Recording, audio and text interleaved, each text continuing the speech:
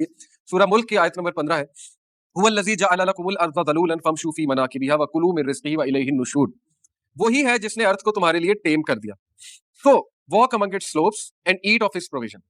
Birds والی بات، یہ نہیں کہا ارض کو مزین کر دیا موجے مارو اب بیٹھو اور رزق پہنچ جائے گا اور کھاؤ، نہیں، نکلو فامشوا فی مناکبها، چلو اس کے سلوپ سے. سلوپ سے مراد ابن مجاہد اور ابن عباس جو ہے مفسرین قرآن کہتے ہیں سلوپ سے مراد ہے پلیٹوز، راستے، ماؤنٹینز. نکلو باہر، نکلو، ڈھونڈو، تلاش کرو اس چیز کو اور انجوائے کرو. اللہ نے رکھا ہوا ہے. یہ اب گلوبلائزیشن اور کیپٹلسٹ ورلڈ کے ایشوز ہیں. کچھ لوگ کہتے ہیں جی کہ مولوی پاگل ہے، کہتے ہیں کہ بچے پیدا کیے جاؤ اور جو ہے آبادی بڑھاؤ. مولوی پاگل نہیں ہے، یہ ہمارے نبی صلی اللہ علیہ وسلم کا حکم ہے کہ میں پراؤڈ ہوں گا امت کے بارے میں. رزق اللہ نے دینا. یہ آپ کے جو ایون لیڈرز بیٹھے ہوئے ہیں کیپٹلسٹ ورلڈ کے، یہ انہوں نے باؤنڈریز بنائی. اللہ نے تو کوئی باؤنڈری نہیں ڈیفائن کی یہ رشیا ہے، چائنا ہے، یہ امریکہ ہے. یہ کس نے بنائی ہے باؤنڈری؟ آپ نے بنائی ہے. اللہ نے تو سب کے لیے رزق جو ہے وہ دنیا میں رکھا ہوا ہے. منرلز رکھ دیے، ساری ان ریسورسز پہ قابض کون ہوا ہے؟ وہ لوگ ہوئے. اللہ نے تو سب کے لیے کھلا چھوڑا ہوا ہے. اور اللہ نے حکم دیا. میں اسی لیے نوجوانوں کو کہتا ہوں کہ مفلس نہ بنے. اگر آپ لیڈر نہ بنے، آپ پیسہ کمانے والے نہ بنے، تو وہ لوگ ہوں گے اور وہ پھر انجسٹ ڈسٹریبیوشن آف ریسورسز کریں گے، جو کہ کر رہے ہیں. اپنے ہاتھ میں رکھے چیزیں. مسلمان اکنامکلی اگر اچھا نہیں ہے تو پھر وہ لوگ جو ہے وہ ہم کو وہاں سے مار لگائیں گے، وہ کہیں گے ہم سے مانگو، ہم سے خریدو. دجال بھی تو وہیں سے مار لگائے گا نا کہ اب میں دوں گا. وہ تو خیر ایک فتنہ ہے اور اللہ کی طرف سے ٹیسٹ اور ٹرائل ہے. لیکن یہ کہ یہ سوچنا کہ نہیں ہمیں اس حوالے سے کچھ کرنے کی ضرورت نہیں ہے. مسلمان سستی کا شکار ہو گئے. بہت سے لوگ کہتے ہیں، مجھے حیرانگی ہوتی ہے، مذاق میں کہتے ہیں جس طرح بھی کہ دیکھیں پیسہ کمانے کے لیے اور یہ چیزیں کرنے کے لیے گوروں کو رکھا ہے اللہ نے، ہم کھائیں گے بیٹھ کے، مسلمان بس بیٹھ کے کھائے گا. یہ ایک نلائکی والا اور سستی والا ایٹیٹیوڈ ہے. یہ صحابہ کا نہ ایٹیٹیوڈ تھا، نہ مسلمانوں کا تاریخ میں ایٹیٹیوڈ نظر آیا. یہ ہم نے ایکسکیوزز بنا لی.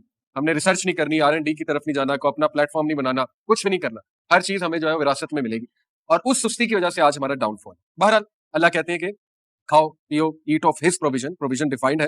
لیکن یہ کہ نکلو، یہ آئی ہوپ کہ بہت ہمیں کلیئر ہو گیا ہوگا. پرووائڈر اللہ ہے، بہت بیسک بات ہے. وما من دابۃ فی الارض الا علی اللہ رزقها ویعلم مستقرها ومستودعها and there is no creature on earth but that upon Allah is its provision. کوئی بھی کریچر نہیں اس زمین پہ، چاہے وہ بیکٹیریا بھی ہے، وہ بھی تو کہیں نہ کہیں سے اپنی خوراک لے رہا ہے نا، وہ بھی لیونگ بینگ ہے. کوئی بھی چیز نہیں ہے الا یہ کہ اللہ پر ہے اس کا رزق. یہ اللہ پر چھوڑ دو. تو یہ کہنا کہ نہیں بچے زیادہ ہوں گے تو بھوکے مر جائیں گے، یہ بھوکا مارنا آپ کے ایشوز ہیں. آپ نے جو ہے وہ باؤنڈریز بنا دی، آپ نے لوگوں کو ادھر سے ادھر ٹریول کرنا منع کر دیا. بہرحال یہ بہت کمپلیکس ایشوز ہیں. اس میں دکھ ہوتا ہے، افسوس ہوتا ہے کہ جب تک اسلامی ذہنیت کے لیڈرز نہیں آئیں گے یہ ایسے ہی رہے گا، یہ ایشوز ایسے ہی رہیں گے. لیکن وہ کب آئیں گے؟ ظاہر ہے جب پڑھے لکھے لوگ، ٹیلنٹڈ لوگ اوپر آئیں گے، اسلام کو ریپرزینٹ کریں گے اوپر آ کے. تو کوئی بھی کریچر نہیں ہے جس کو جو دنیا پر ہو، لیکن یہ کہ اللہ کے باؤنڈنگ ہے، اللہ اسے رزق دے. اور اللہ جانتا ہے it's place of dwelling and place of storage. اللہ یہ بھی جانتا ہے کہ پلیس آف اسٹوریج اور ڈویلنگ کہاں اس کے رزق کی.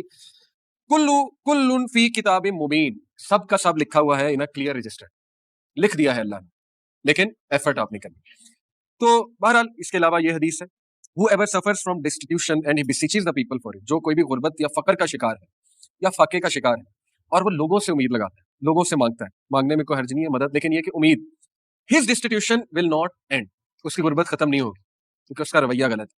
and whoever suffers from destitution and he beseeches Allah for it، Allah will send provisions for him sooner or later. اللہ وہاں سے دے گا کہ وہ گمان میں نہیں. وَمَن يَتَّقِ اللَّهَ يَجْعَل لَهُ مَخْرَجًا، جو کوئی بھی اللہ کا تقوی اختیار کرتا ہے اللہ اس کے لیے راستے نکال دیتا ہے اور اللہ اسے وہاں سے دیتا ہے کہ اس کا گمان بھی نہیں جاتا. وہاں بات ہے توکل کی، اللہ سے امید لگانے کی، اللہ کو پہچاننے کی اور تھوڑا سا ہاتھ پیر مارنے کی اور اپنا ذہن لڑانے کی. یہ دعا بھی کرنی چاہیے کہ اے اللہ مجھے دنیا میں کھپا نہ دے. یہ دعا بھی کریں. یہ اس لڑکے کا آنسر ہے جو کہہ رہا تھا کہ آج کل ہم نے لائف سٹائل ایسا اڈاپٹ کر لیا کہ ہم کھپ جاتے ہیں، نمازیں مس ہوتی ہیں. تو یہ آپ دعا کریں کہ اللہ میرا بندوبست ایسا کر دے کہ میں نہ کھپوں اس میں آپ کی عبادت کے لیے. اور یہ اللہ کے نبی صلی اللہ علیہ وسلم نے گارنٹی دی. صحیح بخاری کی حدیث ہے، حدیث قدسی ہے، یا ابن آدم تفرغ لعبادتی، اے ابن آدم میری عبادت کے لیے اپنے آپ کو فری کر. کیا ہے اس کا reward? Devote your self to my worship I will fill your chest. کیا کروں گا؟ میں تیرے صدر کو، تیرے سینے کو غنی کر دوں گا، فلفل کر دوں گا، کنٹینٹمنٹ دے دوں گا، غنا دے دوں گا. غنا ایک بہت بڑا کنسیپٹ ہے. غنا ایک ریوارڈ ہے اللہ کی طرف سے جو نازل ہوتا ہے. غنا سے مراد ہے تو سیٹسفائی ہو جائے گا، پہلی بات. دوسری بات، اور ول ایلیویٹ یور پاورٹی، اور میں تیری غربت کو ختم کر دوں. یہ بہت ڈیپ باتیں اگر آپ اس پہ سوچیں کہ رسول اللہ صلی اللہ علیہ وسلم نے کہا کہ دجال جب آئے گا تو اس سے پہلے 3 سال گلوبل فیمن آئے گا، بہت بڑی قحط سالی آئے گی اس کے 3 سال پہلے. اللہ کے نبی صلی اللہ علیہ وسلم نے کہا کہ اس دور میں سبحان اللہ و بحمدہ سبحان اللہ العظیم کافی ہے تمہیں، یا غالباً سبحان اللہ والحمد للہ ولا الہ الا اللہ واللہ، اس میں مجھے تھوڑا سا ہے وہ، لیکن آپ چیک کر لیجیے گا ان میں سے کوئی ایک ذکر ہے. کہا یہ ذکر کافی ہے تمہارے لیے. کافی سے مراد ہے بھوک بھی ختم کر دے گا، رزق کی طرح. ایک صحابی آئے رسول اللہ صلی اللہ علیہ وسلم کے پاس، غربت کی شکایت کی، ان کو بھی یہی ذکر بتایا، ان میں سے ایک غالباً سبحان اللہ و بحمدہ۔ کچھ عرصہ بعد وہ صحابی آئے، شکایت کہتے ہیں میری ختم ہو گئی۔ کیسے ختم ہوئی واللہ عالم، شاید لٹرلی ٹینجیبل رزق مل گیا، یا انہیں فلسفہ حیات سمجھ آ گیا اس ذکر سے، یا غنا مل گیا، بہت سی چیزیں ہوتی ہیں نا، ٹائم ویلتھ مل گئی، ہو سکتا ہے سوشل ویلتھ مل گئی، پتہ نہیں کیا مل گیا، بہرحال جو بھی تھا، لیکن یہ کانسیپٹ